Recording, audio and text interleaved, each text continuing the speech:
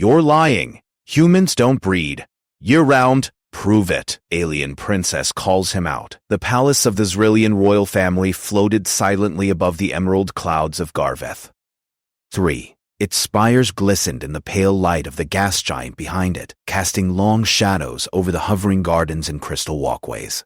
Captain Eli Navarro, a human diplomat and biologist, stepped off the hovering shuttle, his boots clicking softly against the polished metal. Around him, Zrillion attendants glided like liquid light, their long translucent limbs shimmering in ways that made him instinctively keep his hands at his sides. Eli had been invited to the palace to demonstrate human biology. He was nervous. After all, the Zrillions were known across 3 sectors for their obsession with genetics and reproduction. And, more importantly, for their tendency to mock species that failed to meet their strict standards. Humans, in their eyes, were quaint. Predictable. As Eli walked into the grand audience chamber, he took a deep breath. The chamber was massive, its ceiling high enough that it seemed to disappear into the swirling mist above. Holographic banners floated midair, depicting Zrillion scientists, explorers, and the royal family. At the far end, sitting on a throne of clear crystal and glowing orbs, was the young alien princess Lyra. She was elegant, impossibly beautiful, and radiated confidence, or arrogance, depending on how one looked at it. Her large, opalescent eyes fixed on Eli like a predator studying prey. "Captain Navarro," she said, her voice musical yet sharp. "Welcome to Garveth. I trust your species has prepared some interesting demonstrations." Eli bowed slightly. "Your Highness, humans are always ready to share knowledge and understanding. I hope my presentation will show the uniqueness of our species." Lyra's eyes narrowed. "Uniqueness?" she repeated, her tone dripping with skepticism. "Your kind is so inconsistent. Tell me, Captain, is it true that humans do not breed year-round? That your species is bound by nature in ways we are not?" The room fell silent. Courtiers and attendants exchanged whispers, some snickering quietly. Eli's stomach tightened. I don't believe that is entirely accurate," he said carefully. "Humans are highly adaptable. Our reproduction depends on many factors, not just the season." Lyra leaned forward, her hands resting delicately on her throne. Her expression was sharp and incredulous. "Are you lying?" she asked bluntly. "Because it has been recorded in your species' biology that you have fixed mating cycles. You cannot breed at all times. I demand proof." The chamber erupted in murmurs and gasps.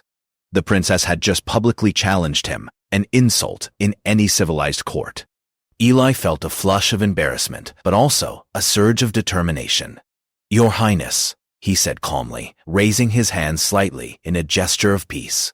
"If you wish, I can demonstrate how humans are not bound by such rigid cycles. Our adaptability is remarkable. In fact, I would be honored to show you." Lyra's lip curled in a smirk. "A demonstration? Very well, Captain. You have 1 week to prove humans are capable beyond what your records suggest. Fail, and your species' diplomatic mission will be considered irrelevant." Eli nodded. "I accept the challenge." After the meeting, Eli returned to his quarters, which were little more than a small chamber attached to the palace. He set his datapad down and rubbed his temples. "Adaptable, huh?" he thought. "This is more than just biology. They're testing our creativity, our intelligence, even our patience." Over the next few hours, he reviewed human research and gathered ideas. He knew he could not simply show numbers or charts. The Zrillions were experts in theory, but humans excelled in practice. If he wanted to impress them, he needed a plan that showed humans' resourcefulness and adaptability. He decided that the first step would be to explain humans' unique approach to survival and social bonds. Humans thrived not because of rigid biological cycles, but because they adapted their behavior to circumstances, environmental, social, and cultural. If he could show the Zrillions that humans could adjust to almost any condition, he could prove that their skepticism was misplaced. The next morning, Eli entered the main court again, this time with a small group of assistants, scientists, anthropologists, and engineers from his ship. Each carried demonstration modules, one for environmental adaptation, one for social behavior, and another showing technological innovation. Lyra was waiting. Her eyes sparkled with amusement. So, Captain, what can humans do that your scientific records cannot? Eli smiled. Your Highness, humans survive. Not just by instinct, not just by biology, but by thinking, learning, and working together. We adjust to our surroundings, we create tools, we form communities. Let me show you. He led her and the court to a viewing chamber, where a series of holographic simulations began. First, he projected a human settlement on a desert planet. Humans were shown constructing shelters, harvesting sparse water, and creating food from unfamiliar plants. Notice, Eli said, pointing to the images. Humans do not rely on a single season or environment. We can adapt to deserts, tundras, oceans, even floating islands with minimal resources. Our biology is flexible enough to survive these changes. Lyra frowned, unimpressed. Survival is not the same as reproduction, Captain. Survival alone does not prove your species breeds year-round. Eli nodded. Agreed. That is why I must show the social and technological aspects as well. Next, he displayed a simulation of humans in a frozen tundra, where temperature and daylight cycles were extreme. The humans in the hologram used clever tools, heated shelters, communal kitchens, to maintain social and reproductive health. This, Eli explained, is humans creating conditions that support life, even under extremes. We don't wait for nature to be kind, we make it so. We ensure the continuity of our species through intelligence and cooperation. The court murmured, impressed, despite themselves. Lyra tilted her head, trying to find a flaw. And yet, she said, none of this demonstrates humans can reproduce outside of natural cycles. Eli smiled knowingly. That is the next step. Over the next few days, he led Lyra on a tour of human colonies in controlled environments across nearby planets. He showed her habitats designed for extreme climates, food systems adapted to alien flora, and social programs that supported human families in every scenario. In each case, humans thrived, formed communities, and maintained healthy populations. Lyra watched skeptically at first. She asked sharp, pointed questions, expecting to catch a mistake. But each time, Eli answered calmly, using evidence, demonstrations, and logic. Gradually, her skepticism began to shift into curiosity, and even admiration. One evening, after a long day of demonstrations, Lyra asked Eli directly, her tone softer than before. You speak as if humans are almost perfect. Surely you have weaknesses? Eli chuckled. Of course, Your Highness. Humans are far from perfect. We are stubborn, emotional, and sometimes reckless. But those same traits allow us to invent, adapt, and survive. Our unpredictability is our strength. Lyra considered this. Unpredictability. Perhaps that is what worries my court most. Eli nodded. Exactly. You expected humans to be bound by nature, predictable in our cycles.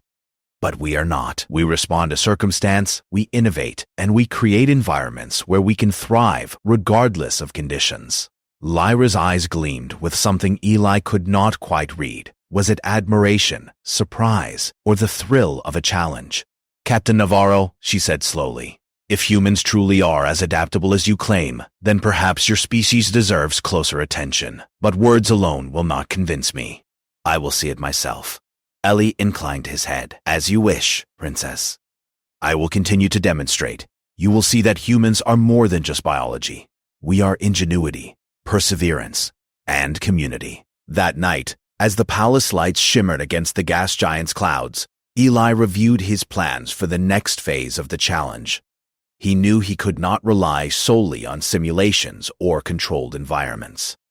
To truly prove humans' adaptability and their reproductive resilience, he would need to show Lyra humans thriving in completely alien conditions under pressures her own species struggled to survive. And so, the stage was set. 1 week remained for Eli Navarro to prove that humans were not limited by biology or seasons, that the species she mocked could outthink, outadapt, and outlast the expectations of an entire alien civilization. As he lay in his quarters, staring at the swirling clouds outside, Eli allowed himself a small smile. This is exactly what humans do best, he thought. When everyone doubts us, we find a way to succeed. Meanwhile, somewhere deep in the palace, Lyra stared at a holographic star map, plotting human colonies and planetary extremes. She did not know it yet, but her challenge would reveal more than just human biology. It would expose the creative, unpredictable, unstoppable nature of humanity itself. And with that, the first round of the challenge had begun. The next morning, Eli Navarro woke before dawn. The palace was quiet, save for the soft hum of the hovering gardens and the occasional shimmer of a passing servant. Today would be different. Today, he would take Princess Lyra on a journey that would test everything she thought she knew about humans. He gathered his team, engineers, biologists, and social specialists from his ship and briefed them in the small planning chamber near the shuttle bay. "Remember," Eli said, pointing to a holographic map of nearby planets, "this isn't just about biology. It's about showing how humans think, adapt, and thrive. We are not here to prove brute strength. We are here to prove cleverness." The team nodded. They were all excited. Humans often underestimated themselves, but Eli knew better. It was ingenuity that defined their species, not raw power. At mid-morning, the shuttle lifted from the palace bay, its engines humming softly as it passed the emerald clouds of Garvith. 3. Princess Lyra sat in the front, arms crossed, watching with an expression somewhere between skepticism and amusement. "Captain," she said finally, "I hope your humans are as adaptable as you claim. If not, this expedition will be disappointing." Eli smiled. "Your Highness, I believe you will be surprised. Humans are most impressive when faced with challenges. You will see it for yourself." The first stop was a desert planet on the edge of the Zrillion sector.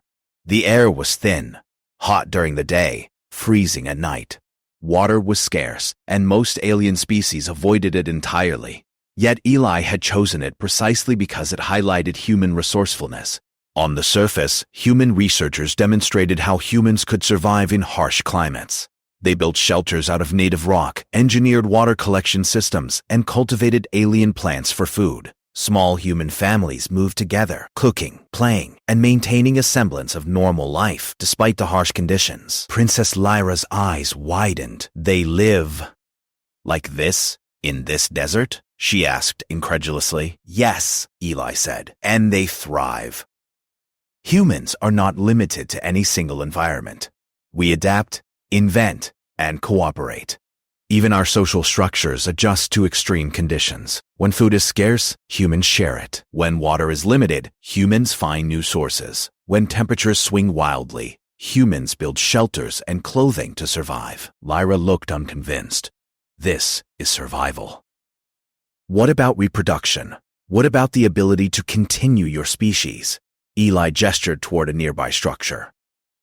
Inside, human scientists had created a small, controlled environment, a greenhouse where plants, animals, and humans coexisted. Humans were raising children, maintaining families, and working together to ensure the health of the next generation. These humans maintain life, Eli explained, not just for themselves, but for the generations that follow. Notice how they care for children, even under extreme conditions. They form partnerships, communities, and support systems that allow them to thrive. Our adaptability is social as well as biological. Lyra raised an eyebrow. Interesting, but I am not convinced yet. Survival and care, yes, impressive, but your species' reproductive cycle is still limited, no? Eli chuckled softly. Your Highness, it is not limited in the way your species assumes. Humans do not rely solely on seasonal cycles. We can reproduce in many conditions. We adjust our behavior, our environment, and even our schedules to ensure the continuity of our species. Lyra shook her head, partly in disbelief, partly in frustration. I will see it with my own eyes, Captain. Words are not enough. Show me humans thriving and producing outside of natural cycles. Eli nodded. He had anticipated this. The desert planet was only the beginning. He had planned stops on tundra worlds, jungle planets, and floating sky cities, each chosen to challenge human adaptability. Their next stop was a frozen tundra planet. The temperature dropped to -80 degrees at night, and daylight lasted for months at a time. Zrillians found this world nearly impossible to inhabit. Eli's team demonstrated human ingenuity again. Using simple materials and clever engineering, humans built insulated habitats, heated pathways, and light systems to simulate natural day-night cycles. Children played outside in thermal suits, families cooked together in communal kitchens, and humans maintained energy-efficient routines to conserve heat. Princess Lyra was quiet as she observed. This time, her amazement was harder to hide. Your species survives even here. I cannot imagine my own people managing this. Exactly, Eli said. Humans do not wait for ideal conditions. We create them. And because we adapt socially as well as technologically, we can maintain our species and our communities in nearly any environment. He led her to the final part of the tundra demonstration, a small, enclosed community where humans were raising infants and children under the artificial light cycles. They maintained their health, nutrition, and safety despite the extreme environment. Lyra's jaw tightened. This is remarkable. But humans are clever. Cleverness is not the same as reproduction. Cleverness does not guarantee continuation of the species. Eli smiled. Your Highness, that is why our next stop will focus on exactly that. The shuttle departed the frozen tundra and headed for a jungle planet thick with towering plants, alien creatures, and unpredictable weather. Rain poured almost constantly, and the air was humid enough to make breathing difficult for outsiders. Here, human engineers had constructed elevated walkways, irrigation systems, and safe habitats within the canopy. Families lived together in modular tree homes, cultivating alien fruits, raising children, and keeping themselves safe from the jungle's unpredictable elements. Lyra watched as a young human girl showed her how they collected rainwater, cooked meals, and even created toys from jungle materials. She seemed impressed despite herself. How do you survive here? Lyra asked quietly. By learning, observing, and inventing, Eli said simply. Humans are social learners. We adapt faster than almost any other species because we teach each other, share knowledge, and work together. Lyra's expression softened slightly. And this ensures survival and reproduction? Yes, Eli replied. Humans do not rely solely on instinct. We use intelligence, cooperation, and social structures to maintain our species. Our biology is flexible enough to work under many conditions. That is why humans can thrive in deserts, tundras, jungles, or even aboard spaceships far from Earth. Lyra was silent for a moment. She studied the human children playing in the jungle canopy, laughing and inventing games with alien plants and animals. For the first time, she seemed to recognize something she had not expected. Humans were not limited by their environment. They were limited only by imagination, by determination, by the strength of their social bonds. Eli noticed her change in demeanor. He pressed gently. Your Highness, humans are capable of more than survival. We can reproduce and maintain our communities because we adapt socially, technologically, and emotionally. We are resilient. We are creative. We unstoppable in ways your species has not experienced. Lyra nodded slowly, her skepticism fading into curiosity. Captain Navarro, if humans are as adaptable as you claim, perhaps my assumptions were wrong. Perhaps my species has underestimated yours. Eli smiled. Your Highness, underestimation is a common mistake. Humans may seem ordinary at first, but our ingenuity, adaptability, and cooperation give us an advantage your species rarely anticipates. As the shuttle lifted off from the jungle planet, Lyra spoke for the first time with genuine interest. Captain, what is next? How do you propose to show humans reproducing outside of natural cycles? Eli leaned back, watching the planet recede beneath them. Your Highness, the real demonstration will require controlled environments, eco-domes, designed to test humans under extremes your species cannot endure. There, you will see our adaptability at its peak. Lyra's eyes sparkled. I look forward to it. I will see if your humans can truly outmatch my expectations. Eli nodded. This is where it begins, he thought. The final proof is ahead. And when they see what humans can do, they will understand why our species thrives where others falter. The shuttle hummed quietly through the upper atmosphere of Garveth, leaving alien clouds swirling below. Eli's team prepared the next phase of the experiment, confident that humans would not merely survive. They would impress, inspire, and perhaps even astonish the young princess who had doubted them. And somewhere in the back of the shuttle, Lyra scribbled notes in a glowing tablet, her pride and curiosity growing with every passing world. She did not yet know it, but her challenge would reveal not just human biology, but the cleverness, determination, and ingenuity that defined humanity and made them a species the galaxy would never underestimate. Again. The ecodome floated in orbit around a neutral moon, a massive glass-like structure filled with simulated environments that no single species could survive unassisted. Inside, temperature, light, and weather could be controlled down to the second, creating everything from scorching deserts to freezing tundras, from endless rainforests to rolling plains. This was the final stage of Eli Navarro's challenge, a place where human adaptability would face its ultimate test. Princess Lyra followed Ella into the dome, her tall, elegant frame gliding across the polished floor. The court had come along as well, watching from an observation deck high above. They were curious, skeptical, and in some cases, openly mocking. To them, humans were still small, weak, and biologically limited. But Eli was confident. Humans did not fail where others doubted them. "Welcome, Princess," Eli said, gesturing to the vast interior of the dome. "Here, humans will demonstrate their adaptability. They will survive and thrive under conditions that your species struggles with, and they will maintain life and social structures regardless of the challenges.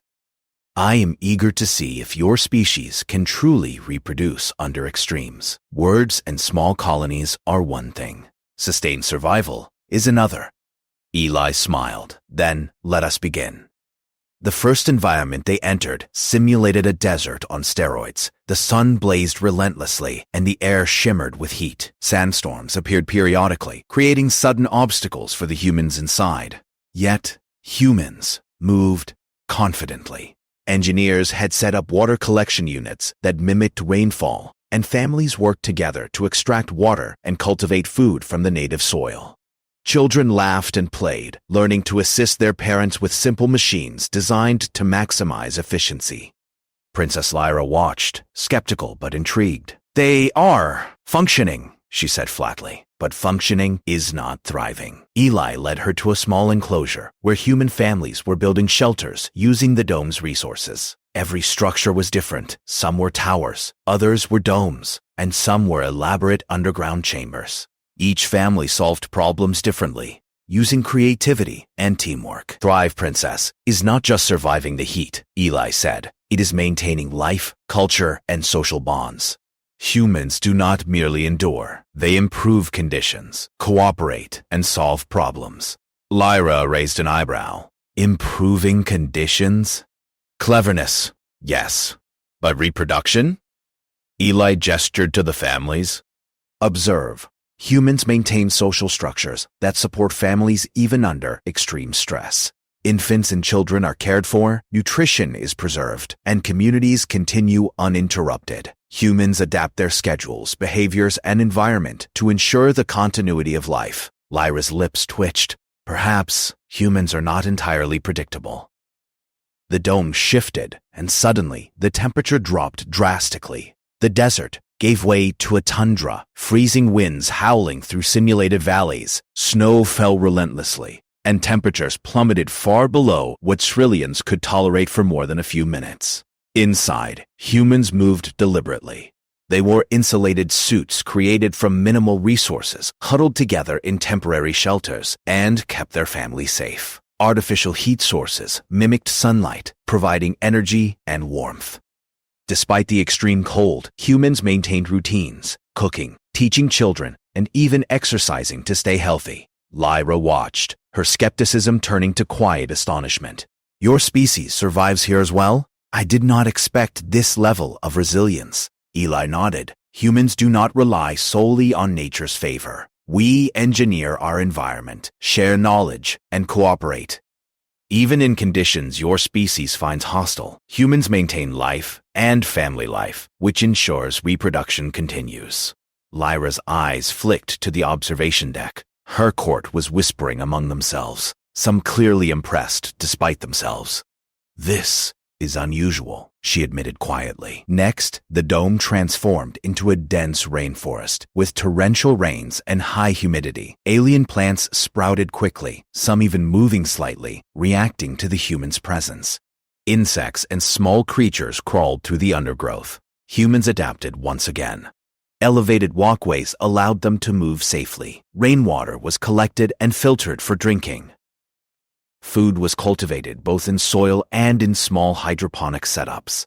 Families taught their children to navigate the environment safely, and small communities thrived despite the constant challenges. Lyra's curiosity grew. She stepped closer to the glass to observe a young human girl teaching her brother to fish in a shallow stream, both laughing as they worked together. "They teach and learn everywhere?" she asked. "Yes," Eli said.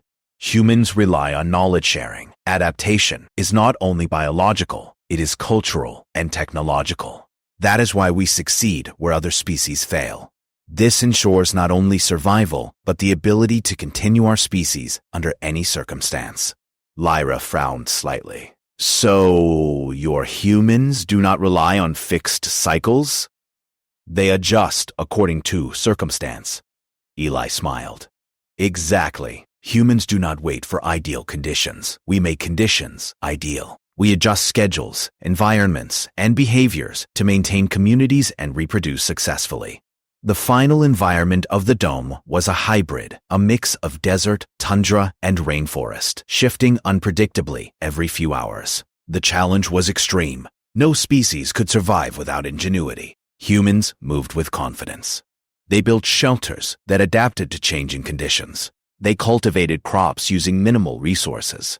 They maintained social bonds, cared for children, and even created entertainment to keep morale high. Children learned skills quickly, imitating their parents, sharing knowledge, and helping wherever they could. Princess Lyra watched closely, her expression softening. She had expected humans to falter, to struggle, perhaps even fail. But humans adapted with ingenuity, cooperation, and relentless optimism.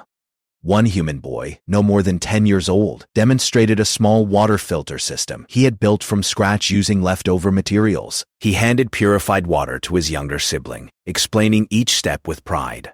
Lyra's eyes widened. "Even the children are inventive. They understand adaptation instinctively?" Eli nodded. "Yes. Humans are born to learn, to cooperate, and to adapt. That is why we thrive in environments that would challenge most species. Our intelligence, social bonds, and ingenuity make us unstoppable." Lyra was quiet, deep in thought. She realized she had underestimated humans, not because they were weak, but because they were clever, resourceful, and unpredictable. Eli stepped closer to her. "Your Highness, humans are not limited by seasonal cycles or environmental constraints. We survive, we thrive, and we ensure our species continues. We do this through adaptability, intelligence, and cooperation. That is our strength." Lyra nodded slowly, her pride and skepticism warring within her. "Captain Navarro, your species is remarkable. I have been wrong to doubt humans so completely." Eli smiled. "Your Highness, doubt is natural. Many species assume humans are weak because we do not appear threatening. But our strength lies not in brute force or biology alone. It lies in our creativity, our cooperation, and our ability to adapt." The observation deck erupted in murmurs. Courtiers whispered among themselves, some clearly impressed, others reluctant to admit admiration. The Zerillian princess, however, remained focused on Eli. "Captain," she said finally, "you have proven humans are clever, adaptable, and resilient. But what about reproduction under extremes? Can humans maintain their species under conditions my court would consider impossible?" Eli gestured to the families inside the dome. Children were safe, families were healthy, and social bonds were strong. Your Highness, reproduction is not simply a biological cycle. Humans maintain communities, care for children, and create environments conducive to life. That is how our species endures. That is how we thrive, year-round, across worlds, in ways your species cannot easily replicate." Lyra's eyes softened. "I see. Humans are not merely animals reacting to instinct. You plan, invent, and adapt. You ensure your species continues, by design as much as by nature. You may ask, exactly, Eli said. Humans are intelligent, adaptable, and social. That is why we succeed where others fail.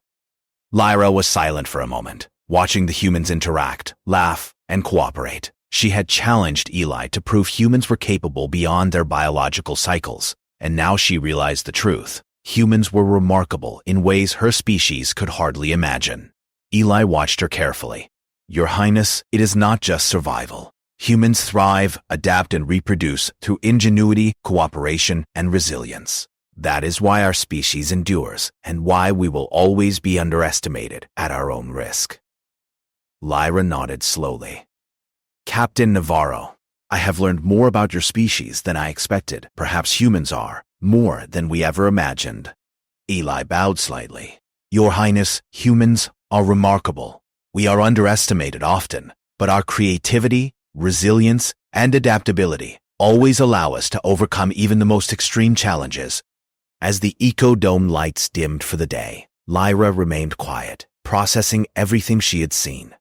Eli knew the final phase of the challenge would come soon, the diplomatic and social recognition of humans' abilities. But for now, humans had passed the ultimate test of adaptability.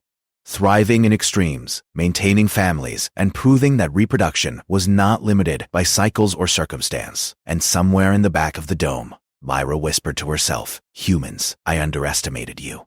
Perhaps I was wrong. Eli, walking past her, allowed himself a small smile. The test was not complete, but the first victory was already clear. Humans had impressed, adapted, and survived where others expected them to fail. And the galaxy, little by little, would learn the same lesson. The ecodome had quieted after a full cycle of extreme simulations. The artificial sun had set, storms had passed, and the hybrid environment now resembled a peaceful mix of plains, rivers, and gentle forests. Humans were still active, tending to children, maintaining shelters, and quietly refining their systems. They were calm, organized, and thriving, exactly as Captain Eli Navarro had promised. Princess Lyra, however, was not calm. She floated above the central area, arms crossed, staring down at the humans with an unreadable expression. For days she had observed, questioned, and challenged Eli and his team. Now, she was forced to confront something she had never expected. Humans were extraordinary. Captain Navarro, she said at last, her voice firm but tinged with disbelief. You have proven something I did not think possible. Your humans survive in extremes. They maintain communities. They care for their young. They adapt socially, culturally, and technologically. But, can you truly claim this is enough to convince my court?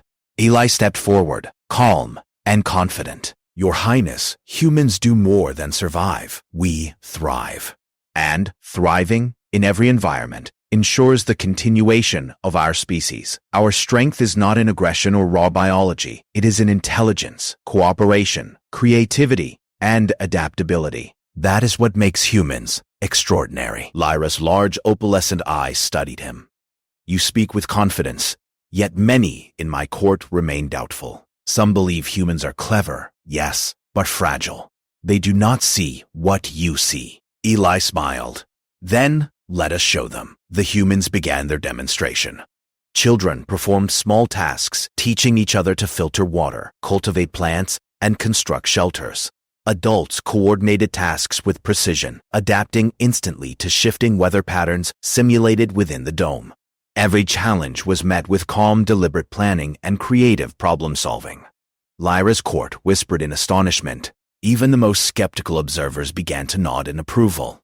The Zrillians, proud of their own intelligence and adaptability, had never encountered a species so versatile and self-sufficient. A young human girl, perhaps 10 years old, ran forward with a device she had created to collect rainwater and purify it. She handed a small vial of clean water to an alien attendant, explaining every step in simple language. Lyra watched the interaction closely. Even the children, she murmured, impressed. They understand adaptation instinctively. They do not need guidance for every detail. Eli nodded. Humans learn by observing, by experimenting, and by cooperating. We do not wait for the perfect moment or ideal conditions. We create solutions and pass knowledge forward. That is how our species thrives and continues, year-round, anywhere. Lyra's lips twitched, partly amused, partly exasperated. She floated down to the floor, moving closer to Eli. Captain Navarro, I admit it, humans are remarkable. But still, some doubt remains. How do you propose to prove your adaptability is sustainable? Eli gestured to the families. Observe. Reproduction is not simply about biology. It is about social structures, community support, and problem solving. Humans maintain all these under extremes. Families thrive, children grow strong and capable, and knowledge is passed down through generations. That is how we endure. The princess frowned thoughtfully. You speak of culture and intelligence, not mere instinct. Exactly, Your Highness, Eli said. Instinct alone is fragile. Humans rely on cooperation, ingenuity, and planning. That is why we succeed where other species struggle. The court fell silent as Eli continued. You see, we are underestimated often because we do not appear threatening. We do not rely on brute strength or aggression. We rely on intelligence, creativity, and resilience. And those traits ensure not only survival, but the continued growth of our species. Year-round, across worlds, in conditions many species would find impossible. Lyra's gaze softened. She floated slightly closer, studying the humans as they laughed, shared food, and worked together to improve their surroundings. Even the youngest children were learning, teaching, and cooperating. You have exceeded my expectations, Captain, she said quietly. I doubted your species, and I was wrong. Perhaps humans are more than I ever imagined. Eli bowed slightly. Your Highness, humans are remarkable because we adapt, learn, and cooperate. We thrive where others fail, not through violence, not through aggression, but through ingenuity, creativity, and social bonds. That is the human way. Lyra's lips curved into a small smile, almost imperceptible, but full of genuine respect. Then perhaps my court should reconsider its assumptions. Humans are clever, resilient, and capable beyond what we ever imagined. Eli allowed himself a small smile. Your Highness, it is often the quiet, underestimated species that surprises the galaxy the most. At that moment, the Zrillian court began to murmur in approval. Even the skeptics could not deny what they saw. Humans had adapted to the extremes of the ecodome, maintained families, nurtured children, and continued to innovate. They had demonstrated resilience without aggression, thriving through intelligence, cooperation, and creativity. Lyra turned to her attendants. Record this, she commanded. Humans are not weak. They are adaptable, ingenious, and capable of sustaining their species under conditions even our own kind struggles with. Let this be known throughout the sector. The room buzzed with excitement. The court had witnessed the extraordinary adaptability of humans, and even the most skeptical observers were forced to respect the species they had once mocked.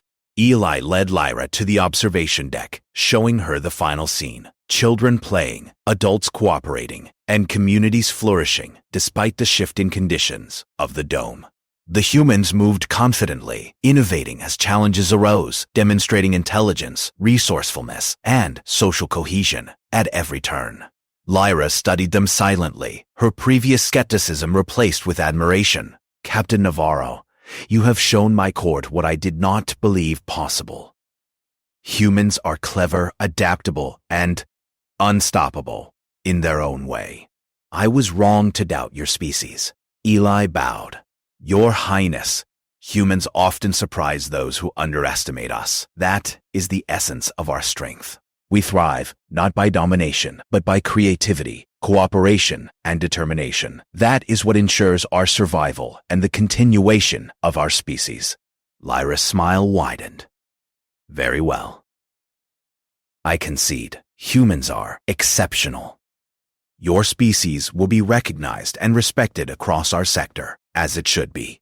And perhaps I have learned a lesson in humility as well. Eli allowed himself a small grin. It is often when others doubt us that humans shine the brightest. The final demonstration of the dome concluded with applause from human participants, from the court, and even from Lyra herself. The princess had witnessed firsthand the ingenuity and adaptability of a species she had once dismissed. Humans had triumphed not through aggression, not through force, but through intelligence, cooperation, and perseverance. Later, as the shuttle prepared to return to the palace, Lyra spoke privately with Ellie. "Captain, I admit it. Humans are remarkable. Your species has shown adaptability, intelligence, and resilience beyond anything my people expected. I underestimated you, and I will not forget this lesson." Eli nodded. "Your Highness, humans are underestimated often. But our ingenuity, social bonds, and determination always allow us to rise above expectations. That is the human way." Lyra smiled, shaking her head slightly. "I may even recommend your species for broader recognition. Perhaps other sectors should take note of what humans are capable of." Eli chuckled softly. "That would be wise, Your Highness. Humans may appear ordinary at first glance, but our strength lies in creativity, adaptability, and collaboration. Underestimating us is always a mistake." The shuttle lifted from the Eco-Dome, carrying Eli, Lyra, and the observing court back to the royal palace. Below them, the Eco-Dome continued to thrive, a living testament to the ingenuity and resilience of humanity. Families worked, children played, and humans adapted to every challenge with quiet confidence. Back at the palace, a celebration awaited. Lyra addressed her court, praising the humans for their ingenuity, adaptability, and social cooperation. Trade agreements were strengthened, and humans gained recognition as a species that could thrive under any circumstance without aggression or violence. During the ceremony, Eli watched the humans interact with the Zrillians. Children laughed, families shared meals, and scientists exchanged ideas. The humans had won respect not through intimidation, but through intelligence, creativity, and perseverance. The HFY moment was complete. Humanity had triumphed by being exactly what it was, adaptable, ingenious, and unstoppable in its own way. Princess Lyra approached Eli one last time, her expression both amused and respectful. "Captain Navarro, I called your species limited and predictable. I see now that I was wrong. Humans are extraordinary." Eli bowed. "Your Highness, humans may be underestimated, but our strength lies in ingenuity, cooperation, and adaptability. That is why we endure, and why the galaxy should never doubt us." Lyra laughed softly, shaking her head. "Perhaps the galaxy should learn that lesson more often." "Very well, Captain. Humans have proven themselves. The record will show your species is clever, resilient, and capable beyond imagination." As Eli looked out over the palace and the glowing clouds of Garveth, 3. He felt a quiet pride. Humans had succeeded without violence, without aggression, simply by being intelligent, adaptable, and cooperative. The galaxy would remember this moment, and those who underestimated humanity would think twice in the future. And somewhere, in the back of the court, a young Cerulean child whispered to their friend, "Humans, they are amazing. I never thought we would see such cleverness." Eli smiled. That was enough. Humanity had not only survived the challenge, they had won the respect of an entire alien civilization, proving that cleverness, adaptability, and cooperation are sometimes the greatest strengths of all. As the stars of the gas giant shimmered overhead, Eli knew one thing for certain. Wherever humans went in the galaxy, they would be underestimated. But their ingenuity and resilience would always ensure that they thrived, no matter the challenge. And so, humanity had triumphed, not with weapons, not with violence, but with brains, heart, and endless determination. The princess's final words echoed in Eli's mind as they prepared to leave Garveth. 3. Humans, I will not forget this lesson. Your species is remarkable. And Eli knew it was true. Humanity had earned its place among the stars, not by force, but by being exactly who they were meant to be: clever, adaptable, and unstoppable.